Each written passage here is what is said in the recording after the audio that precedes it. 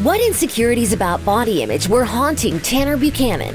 How many injuries did Mary Mouser suffer from to heroically finish filming Season 2? And what plotline in Cobra Kai reminded Jacob Bertrand of a heartbreaking experience of his own?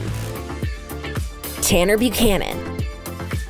As if our hearts weren't broken by Timothée Chalamet, Jacob Bertrand, and Harry Styles, now Tanner has entered the stage. Not only does he have great talent, fantastic looks, and gorgeous hair, he's also every girl's boyfriend material. Thumbs up in the comments section if you'd like to see your boyfriend cover the floor with silky roses and romantic candles like on the big screen. Well, that's exactly what Tanner did for his girlfriend of 3 years now, Lizzie Broadway, captioning it, "What you do when the person you love comes to visit." The last time the two were photographed together was at Comic-Con, but since then, neither of them has made any breakup statements. All media sources indicate it's still sunny in paradise. Although we're used to seeing Tanner very confident in his interviews, he got candid with Glamour magazine about the fears hiding behind his perfect image. Just this October, Tanner revealed that though the series helped him find a lot of inner strength and taught him about manifestation, meditating, and taking the time to relax, it's not all that easy for him. Body image-wise, it's really hard to be in this industry because I have caught myself a few times looking at other actors and thinking, whoa, they're jacked. They feel like they're so big. They got all these muscles that I definitely don't have, he told Glamour. Tanner went on to explain that he has struggled a lot not to compare himself to others.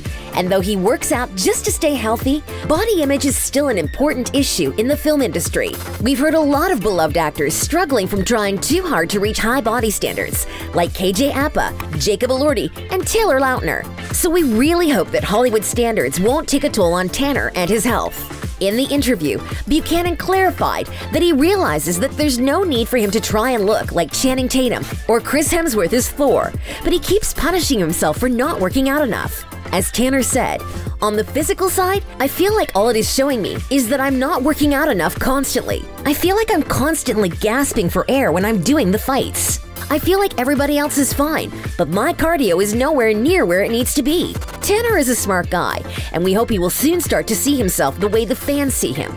However, Hollywood is known to pressure a lot of talented actors to fit in with the over-the-top body standards.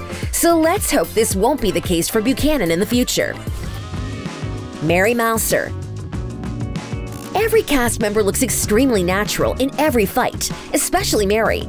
And it's no wonder. She is probably one of the toughest and hardest working on the cast, since she continued filming even after several big injuries. My experience before that, I'd say, was about, I tried a few times to karate chop some wood and it didn't go well. Might have broken some fingers, I don't know. So let's break it all down. Mary had been working hard for her role even before the show started. As soon as she found out she had booked the role of Sam, she enrolled herself into Muay Thai and kickboxing classes, even before the directors recommended doing it. And though her hard work definitely paid off, poor Mary had to go through hell for the part. Her first obstacle was the 80s roller skating dance night shooting. Mary had to learn how to roller skate from scratch and had a series of unfortunate falls. She forgot that the key from her locker was in her back pocket, and after thousands of falls, it left her with a huge black bruise on her backside. But the accidents didn't end there. Preparing for the last episode of Season 2, Mary accidentally placed her hand in the wrong position and pressed it so hard on the stunt double's leg that her fingers twisted backwards. Luckily, she didn't break anything, but her arm swelled up so much they had to postpone filming. Delays in filming cost a lot of money for the studios, so we can only suspect what pressure Mary felt filming it later. It must have been devastating for a hard worker like her, but there was still another brutal injury for the actress. The next day, when Mary woke up ready to film, something unimaginable happened. The minute she got out of bed, she sprained her ankle. However, Mary decided to continue filming and didn't tell anyone about what happened until filming was over. This is a real Karate Kid move, isn't it? After the season was over, Mary had to go through some important health therapy to treat it all. She even posted about her new therapy exercises on her YouTube channel. Let's hope that Mary isn't so unlucky on the set in the future. Peyton List. Peyton is one of the most versatile actors on the series.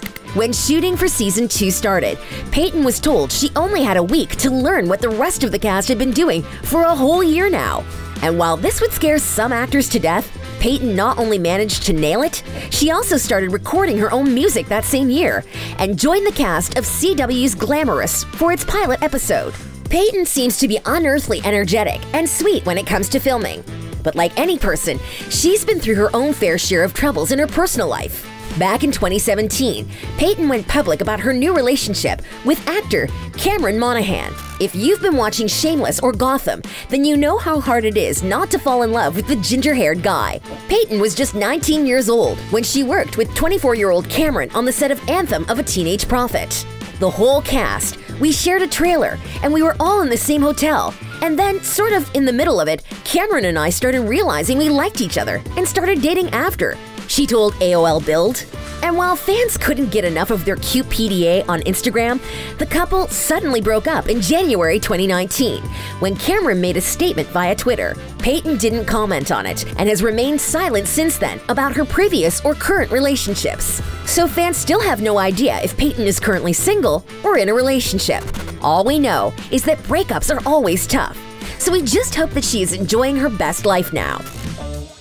Jacob Bertrand.